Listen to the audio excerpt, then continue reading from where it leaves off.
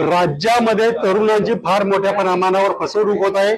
त्यांना नोकरी लावतो असं सांगून त्यांच्याकडून लाखो रुपये उकळले जात आहेत आणि या प्रकाराकडे राज्य शासनाचं पूर्णपणे दुर्लक्ष केलेलं आहे। याचं कारण असं आहे की याच्यामध्ये इतक्या लोकांची फसवणूक झाली की ती सगळी मुलं आता पुढे यायला घाबरते। परंतु याच्यातला मुख्य मुद्दा असा आहे की बऱ्याच शासकीय अधिकाऱ्यांना ज्यावेळेला या विद्यार्थ्यांची फसवणूक होते त्यावेळेला ते विद्यार्थी ज्यावेळेस किंवा तरुण ज्यावेळेस शासकीय कार्यालयात जातात त्यावेळेला तिथे शासकीय अधिकाऱ्यांच्या लक्षात येतं की या तरुणाची फसवणूक करण्यात आलेली आहे, त्याच्याकडून पैसे उकळण्यात आले।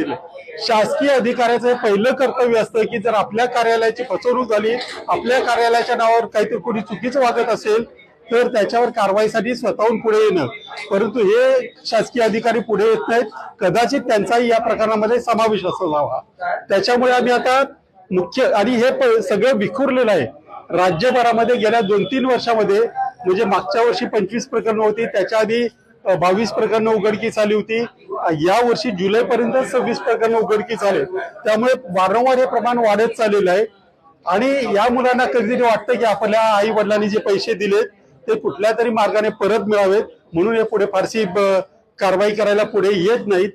आणि शासन याच्यामध्ये काही FIR झालेत, पुण्यात झालेत, मुंबईत झालेत, कोल्हापुरात झालेत, सोलापूरमध्ये झालेत, परंतु शासन किंवा पोलिसांकडून कारवाई होत नाहीत।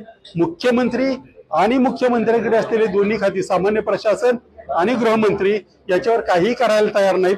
त्यामुळे परवा कोल्हापुरात एक प्रकरण घडलं, त्याही मुलाची 22 लाखाची फसवणूक झाली।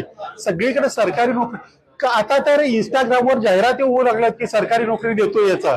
हे आम्हीच निदर्शनास आणायचं की शासनाने बघायचं आहे?